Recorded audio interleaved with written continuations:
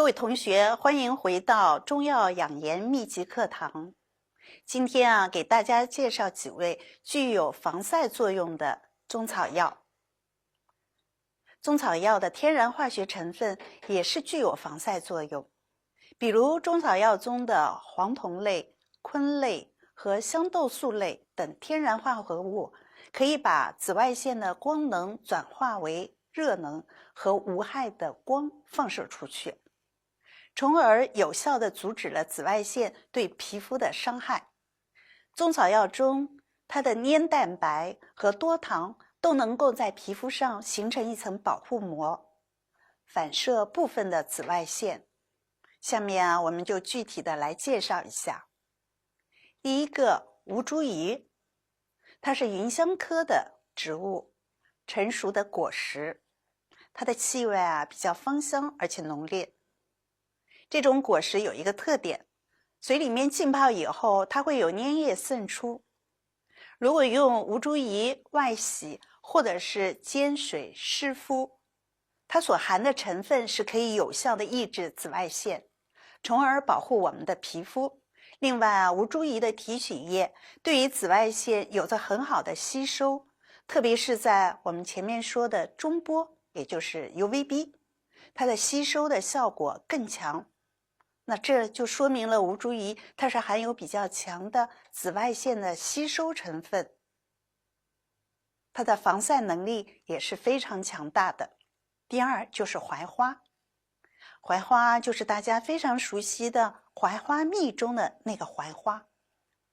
如果用槐花泡水之后，我们可以洗身洗脸，这个时候可以让我们的皮肤变得比较滋润和水嫩，而且呢，还能把皮肤吸收的紫外线转化为热能和无害的光放射出去。这就是我们所说的天然保护伞。槐花提取液还是可以有效的清除自由基，它的提取液也是具有比较好的抗氧化的活性。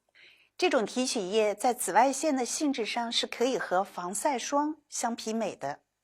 而且在紫外线的吸收上有着比较明显的优势。第三是黄芩，黄芩这味药味苦性寒，它能够清热燥湿解毒，主要的成分就是黄芩苷。那现代的药理学研究发现，黄芩中它是有的有效成分黄芩苷是具有防晒的作用。黄芩的防晒作用主要是体现在光保护上，尤其是可以有效的减轻长波 UVA、中波 UVB 对于皮肤细胞的损伤作用，从而有效的抵抗了氧化应激。黄芩还能减少光产物的表达，而起到了抗氧化防晒的作用，并且还能吸收紫外线的能量，抑制成纤维细胞分泌的相关的炎性因子的形成，用来缓解细胞的老化。其实我们自己也可以简单的制作黄芩的防晒喷雾剂。首先我们可以把黄芩和苦参全部碾磨成粉末，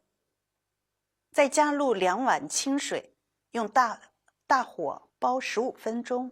等到凉去了以后，我们把药渣去掉，取它的药液，装在我们的这个喷瓶里面，大概在3天之内你要把它用完。而这一款黄芩喷雾剂除了可以帮助我们防晒之外，其实也是有一个非常好的抗菌消炎的作用，最适合那些油性的皮肤或者是有暗疮的皮肤使用了，效果相当不错除此以外用黄芩煎水外洗，它其实是可以祛斑增白。黄芩呢，也可以有效的防止紫外线引起的细胞膜的氧化损伤，能有效的抑制炎性细胞因子的分泌，可以抑制酪氨酸酶的活性，修复皮肤的损伤。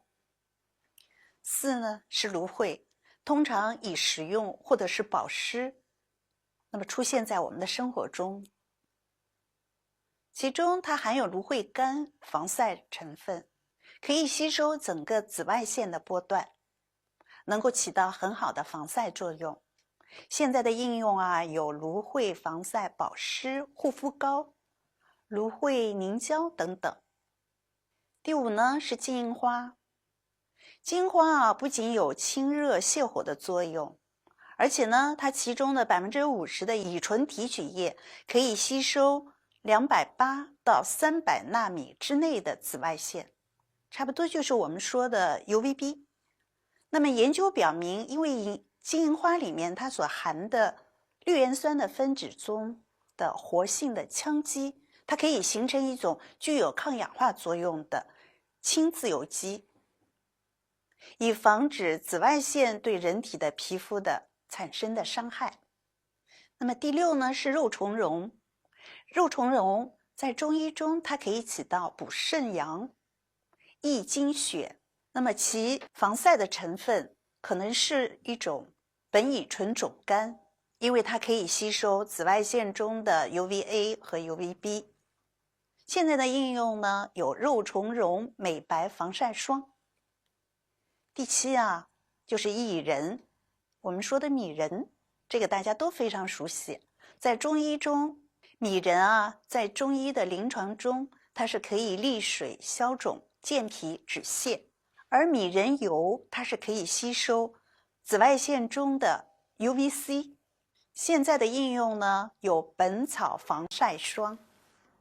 第8呢是莲形鸡豆。莲形鸡豆中的种黄酮，它也是可以吸收紫外线中的 UVA 和 UVB。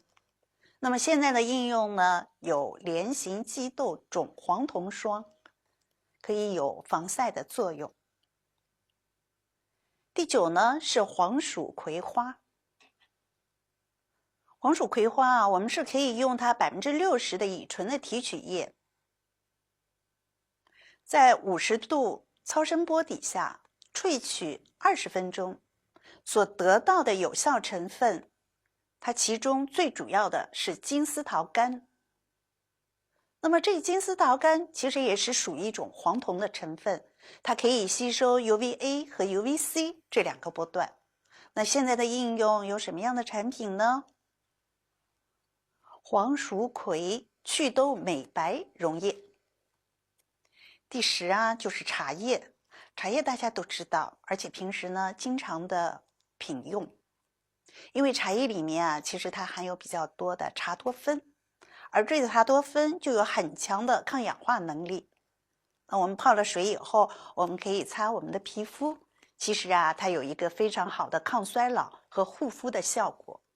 那么中药的防晒的作用机制，其实它是利用了天然的植物中一些抗紫外线功能的活性成分，来降低紫外线对皮肤的一个损伤，达到我们防晒的效果。而这些天然的植物呢，一般呢会有防辐射的作用，比如说黄连，或者是抗氧化、清除氧自由基的作用的，比如说黄芪、芦荟、肉苁蓉、金银花等等这些中药。